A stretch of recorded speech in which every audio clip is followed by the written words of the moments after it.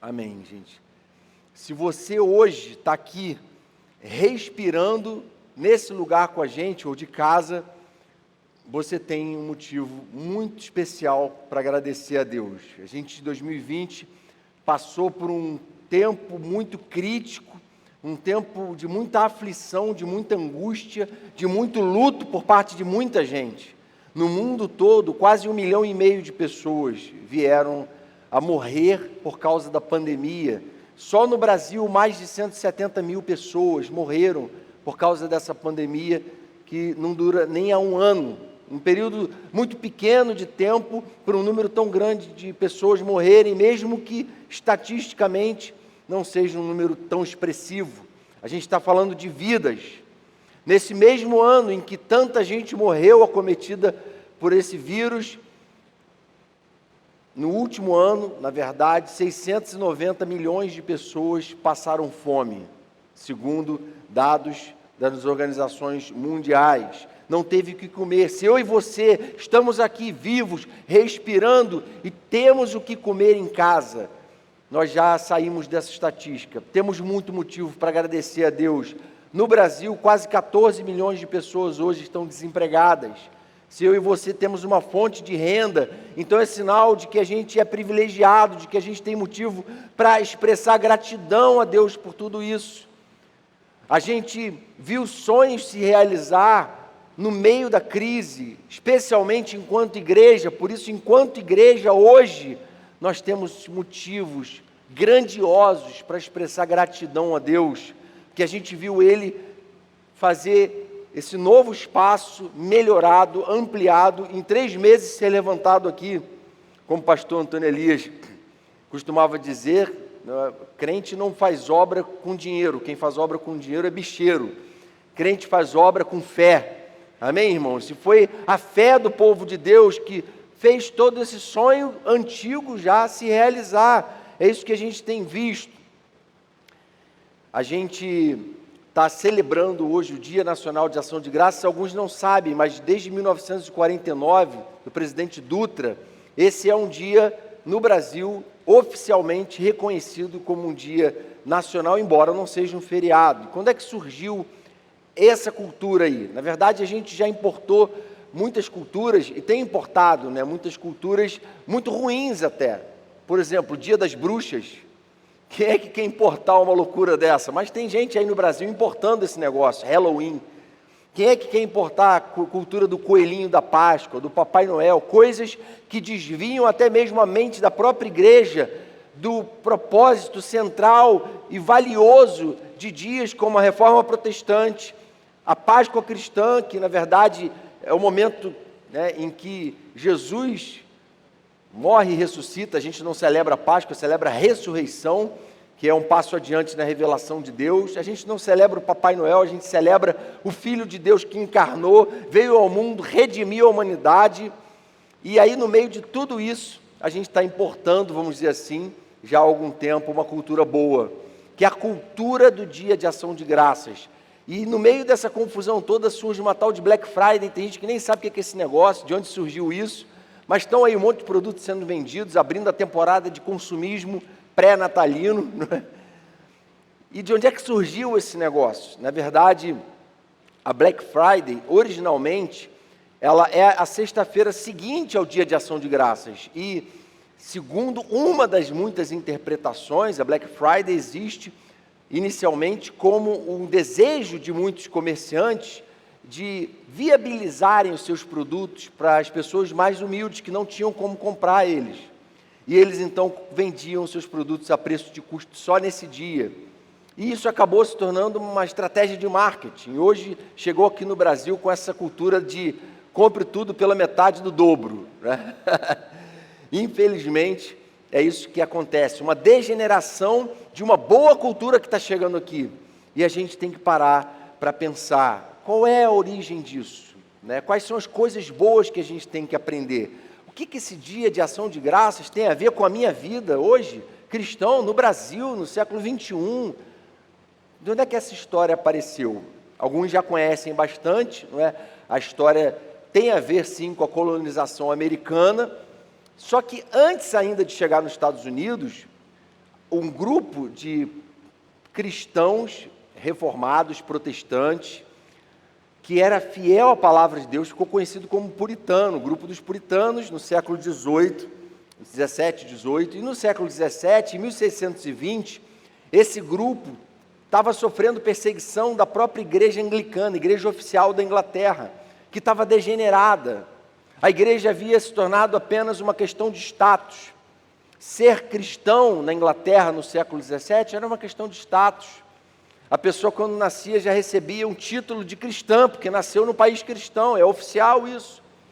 E algum grupo se levanta para dizer assim, não, ser cristão não é nascer no país cristão, ser cristão é ter um relacionamento com Deus, um Deus que escreveu uma carta de amor para o seu povo, que quer ter esse relacionamento, e esse Deus se revelou na Escritura. Então ser cristão é ser alguém que está preocupado em saber como Deus pensa, é ser alguém que vai até a Escritura e procura obedecer essa palavra. Esse grupo, hoje, muitas vezes é chamado até pejorativamente de puritano, mas a gente entende que isso é um elogio. Um grupo que levava a sério a palavra de Deus. E por isso começou a sofrer muita perseguição dessa igreja estatal inglesa. E parte deles, então, começa a fugir dessa perseguição, no bom sentido, tendo também esse senso missionário, e migrar para a nova colônia na Nova Inglaterra. E quando eles chegam ali, desembarcam no navio Mayflower, eles então começam a plantar no ano de 1620.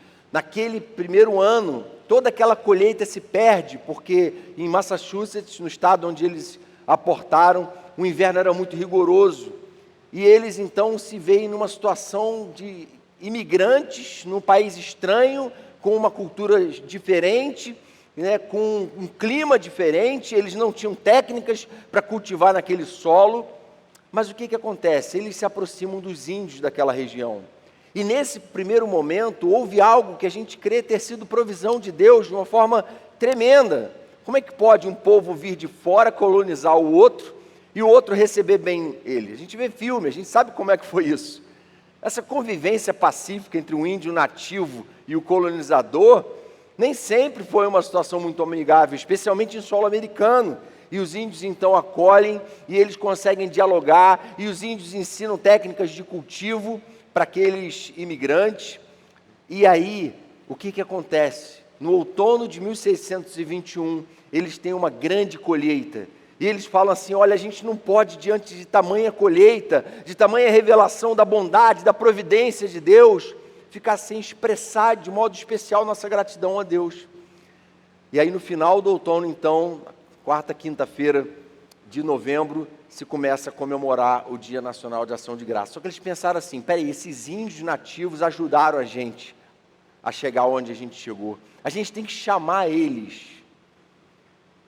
Gente, hoje, a nossa cultura procura integrar povos diferentes, raças diferentes, não é? Já existe todo um discurso em cima disso. Mas naquela época não era assim, a gente está falando do século XVI. A gente está falando de um feito milagroso, de algo que teve que ter a mão de Deus sobre eles para haver essa integração.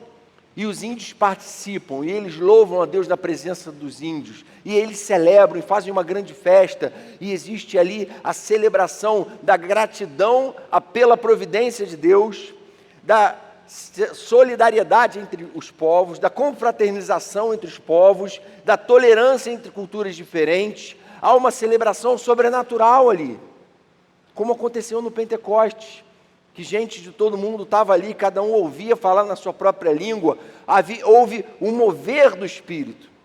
Entendem? Por quê? Porque havia gente santa, gente que amava o Senhor, gente que se dedicava ao Senhor, e esses peregrinos foram de tal forma usados que os Estados Unidos se tornaram um país extremamente próspero.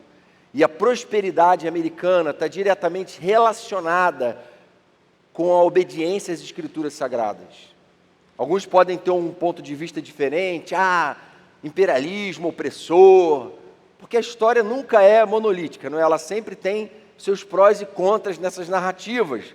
Mas o fato incontestável é, a prosperidade daquele país tem a ver com aqueles peregrinos puritanos que pregaram o Evangelho, que levaram a palavra de Deus tão a sério, que foram capazes de influenciar a fundação ética e moral de toda uma nação, que se tornou a nação mais poderosa da terra depois.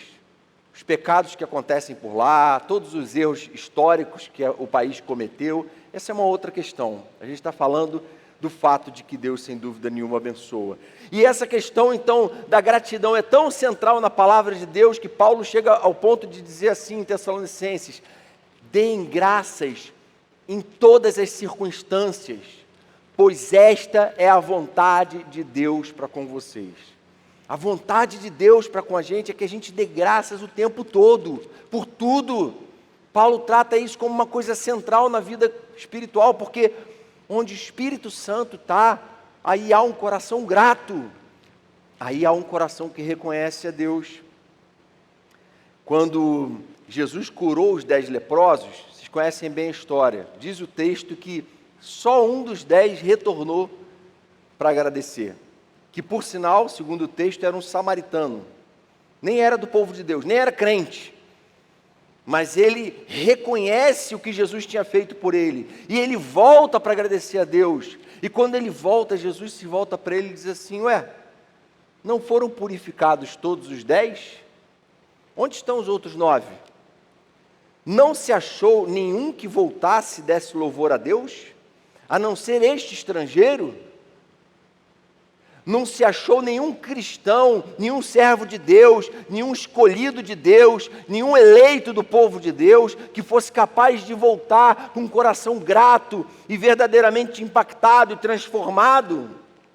E aí ele fala para aquele samaritano: levante-se e vá, a sua fé te salvou. Você não obteve apenas uma bênção física, você não obteve apenas uma bênção temporal, você obteve a maior de todas as bênçãos, que é ser capaz de, diante das bênçãos derramadas, não só usufruir do benefício temporário delas, mas de reconhecer a glória de Deus, de voltar para louvar a Deus. Não houve mais quem voltasse para dar louvor. A gente sabe que Davi foi o salmista que mais escreveu os salmos, a metade do livro de Salmos foi ele que escreveu, e ele tinha um coração de adorador, e ele escreve o Salmo 116, a gente vai ler um trecho dele agora, depois de passar por um tempo de profunda depressão. Então, na verdade, o Salmo 116 é um testemunho de como Deus tirou ele de uma condição de profunda depressão, de uma condição em que ele estava se sentindo totalmente destruído por dentro. E a conclusão dele é o que eu queria destacar aqui a partir do verso 12. Ele disse assim, Salmo 116, 12: como posso retribuir ao Senhor toda a sua bondade para comigo? Erguerei o cálice da salvação e invocarei o nome do Senhor, cumprirei para com o Senhor os meus votos na presença de todo o seu povo. Como eu posso retribuir? Existe alguma coisa que eu possa fazer para retribuir a Deus tanta coisa que Ele tem feito por mim? Esse é o coração de um cristão de verdade, de um crente de verdade. E nesse salmo, ele nos dá algumas razões pelas quais a gente deve aprender a louvar e reconhecer gratamente tudo que Deus tem feito por nós. A primeira delas é que a nossa segurança está num Deus que não muda. Essa é uma primeira certeza que ele tinha. Deus não muda. Por que é importante enfatizar isso? Porque nós, pelo contrário, mudamos. Nós, humanos, somos frágeis, somos volúveis, somos influenciáveis por natureza. Nós temos uma realidade ambígua dentro de nós. Ao querer fazer o bem, a gente encontra uma lei de que o mal reside em nós, e a gente vive nessa luta constante. E Davi, no início do Salmo, descreve a condição em que ele chegou da seguinte forma, olha as expressões que ele usa: as cordas da morte me envolveram, angústias do Sheol, do inferno, vieram sobre mim, aflição e tristeza me dominaram. Eu criei, ainda que tenha dito, estou muito aflito. Em pânico eu disse, ninguém merece confiança. Eu generalizava no discurso. Eu cria, mas estava aflito. Eu tinha essa situação de uma luta dentro de mim constante, um estado emocional de profundo sofrimento que ele estava enfrentando. Só que, embora nós sejamos instáveis assim, a boa notícia é que nós temos um Deus que é imutável. Um Deus que a palavra dele diz, o próprio salmista Davi diz em 2 Samuel 22, 33, Deus é a minha fortaleza e a minha força. Deus é a minha rocha. Deus é uma torre forte. Deus é o alicerce da minha vida. Ele é a pedra angular. É Ele quem me sustenta. Embora eu seja muito frágil, Deus não é. Embora eu não consiga me garantir, embora eu não tenha sabedoria, Deus me garante, Deus me dá sabedoria, Ele é quem me alimenta, Ele é quem me sustenta. O filho de Davi, Salomão, escreveu o seguinte, em Eclesiastes 3,14, sei que tudo o que Deus faz permanecerá para sempre, a isso nada se pode acrescentar, e disso nada se pode tirar. Ele é sólido, Ele é firme.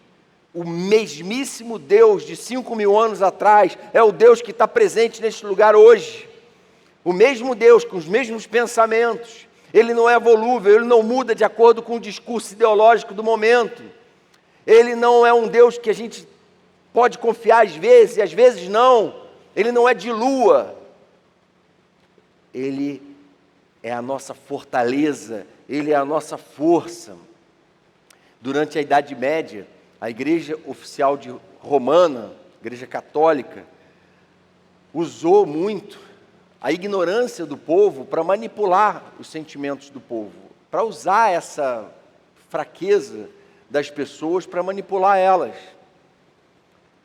E os reformadores então entraram com a seguinte pregação: todo cristão precisa conhecer as Escrituras, porque elas são o fundamento de toda a verdade. E com essa pregação eles descomplicaram aquela coisa de ficar criando lei, criando fantasmas e monstros e dando aos demônios poderes tremendos. Não, eles falaram, não, a palavra garante a gente que a gente está sentado com Cristo sobre todo principado e potestade, que nós não somos todos poderosos, mas servimos ao Deus Todo-Poderoso. Estamos com Ele, nossa vida está guardada nele, é Ele quem nos garante. Se alguém está em Cristo, é nova criatura. As coisas antigas passaram. Se alguém está em Cristo, não vive na prática de pecado, e Satanás não pode encostar nele. Que garantia é essa? É a garantia da palavra de Deus, das promessas de Deus, dessa fortaleza, dessa rocha sobre a qual a nossa vida está fundamentada. O apóstolo Paulo, falando sobre o papel da liderança na igreja, esses cargos que a própria igreja criou na época, os dons que o próprio Deus deu, segundo Paulo fala em Efésios 4, ele fala que a criação do cargo de pastor, o dom que Jesus deu, não é para alguém ser pastor, o outro para ser mestre, o outro para ser evangelista, tem um propósito. Ele diz que é o seguinte: o propósito é que não sejamos mais como crianças levadas de um lado para o outro pelas ondas, nem jogados para cá e para lá por todo o vento de doutrina e pela esperteza de homens que induzem ao erro. Antes, seguindo a verdade em amor, cresçamos em tudo naquele que é a cabeça, Cristo. Não somos jogados para cá e para lá por ideologias, nós servimos a um Deus que não muda. Desde a Revolução Francesa, o homem tem tentado reivindicar para si a ideia de que ele é o autor do princípio de igualdade, liberdade e fraternidade. Mentira! Não foi a Revolução Francesa que trouxe isso. Isso é o Evangelho de Jesus, é Ele que liberta, é Ele que traz liberdade verdadeira, igualdade verdadeira, fraternidade verdadeira. Desde tanto tempo o homem tem procurado reivindicar bandeiras relacionadas, por exemplo, à questão racial, a questão do machismo, a questão de pecados históricos que foram cometidos, para dizer que a igreja criou esses pecados, e a gente está aqui com uma bandeira de quem vai resolver o problema que a igreja criou. Mentira! A sociedade hoje, se é um pouco mais justa, é porque houve cristãos na base, no fundamento da criação das suas leis, é porque essas leis se inspiraram na lei de Deus. Projeto de Nimrod, lá da Torre de Babel, né, que era construir uma torre que chegue até os céus, para que o nosso nome se torne célebre, né? E alguns dizem assim, poxa, Deus ali dispersou e distribuiu línguas entre eles. Mas, na verdade, o que os estudiosos dizem é que já existiam muitos idiomas naquela época, porque o idioma tem a ver com o isolamento, com os hábitos que são criados ali. O projeto de Nimrod era um projeto totalitário, era um projeto de concentração do poder em Babel, era um projeto hegemônico, era um projeto de todo mundo falar a mesma língua, era um projeto de imposição de uma única forma de pensar em torno das suas ideias pagãs, sua religião, seu Deus, o seu zigurate, que era essa torre que buscava esse relacionamento com Deus pagão. Então, quando Deus dispersa a língua entre eles, Ele não estava criando novos idiomas, Ele estava dispersando aquele projeto maligno de destruição da diversidade e de criação de um bloco cultural monolítico, para dizer que Deus é um Deus que celebra diversidades desde sempre. Tem muitos outros exemplos na Bíblia, e a gente precisa aprender isso, assim como aqueles peregrinos conseguiram ser unidos com aqueles índios, nós também hoje devemos ser unidos com as pessoas de diferentes culturas, diferentes classes sociais, diferentes em todos os aspectos. Segundo lugar, precisamos dar graças a Deus, porque Deus prova a sua bondade para conosco. Verso 12, como posso retribuir ao Senhor toda a sua bondade para comigo? A bondade é um atributo de Deus, é uma parte integrante do ser de Deus. O intuito de Deus para nós é ser bom. A vontade de Deus para nós é boa, perfeita e agradável. E o Senhor, então, está inclinado, essa expressão que o salmista usa. Ele começa o Salmo 116 dizendo assim, eu amo o Senhor porque Ele inclinou para mim os seus ouvidos. Ele ouviu quando lhe fiz a minha súplica. Eu invocarei toda a minha vida. Eu amo o Senhor, porque o Senhor tem sido bom. Como eu posso retribuir a Deus a bondade dEle para comigo? A loucura é o homem simplesmente não fazer isso. Não atribuir a Deus glória, não louvar, não adorar a Deus, não reconhecer a sua bondade, mas fazer o que muitos têm feito, procurar usurpar essa bondade e tentar se passarem como verdadeiros senhores da bondade.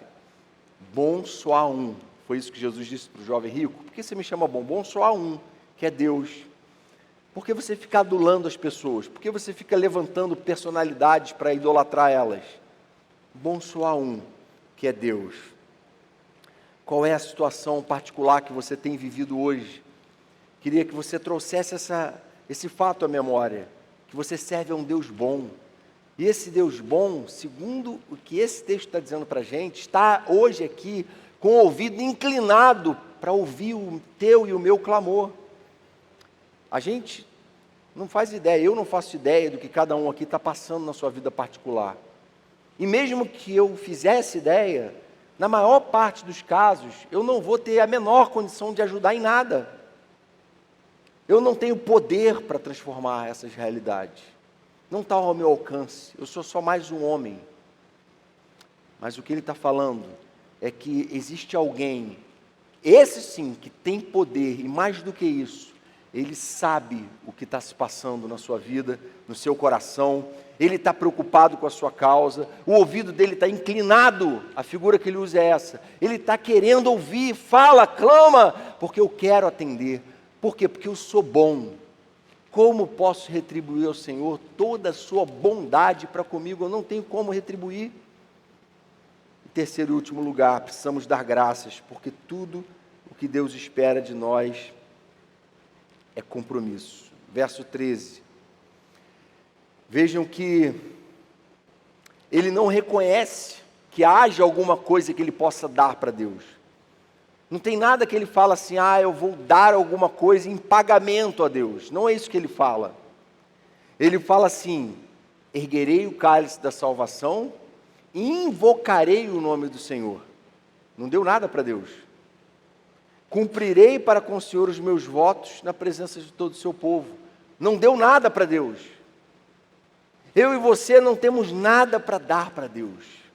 A única coisa que eu e você temos e que Deus espera de nós, a única forma de a gente expressar verdadeira gratidão por tantas bênçãos que Deus tem derramado por nós, é a gente viver uma vida dedicada à adoração e à santificação.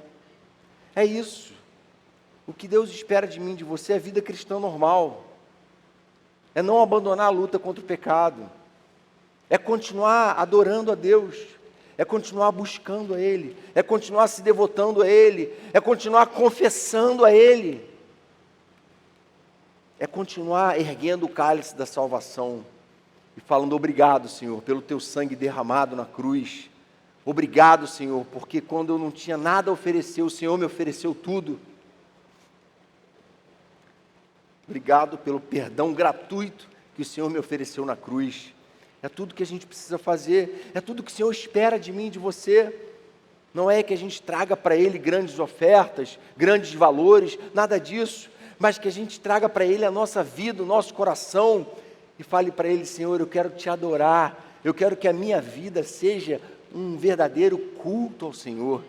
Eu quero que a minha vida inspire as pessoas a te amarem também. Inspirem as pessoas a buscarem mais a Tua palavra, a quererem viver uma vida de oração também. Isso é tudo que o Senhor espera de nós nessa noite. Umas breves aplicações aqui para a gente concluir essa parte. Primeira aplicação, vamos celebrar toda a cultura que reconhece a soberania de Deus sobre a criação.